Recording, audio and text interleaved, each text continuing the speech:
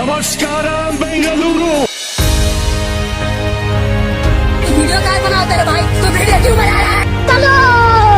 अरे बाप रे, इसका कारण नरेंद्र मोदी है। रुको जरा, सबर करो। ये सब क्या देखना पड़ रहा है? बैगन। ओ भाई, मारो मुझे मारो। नहीं,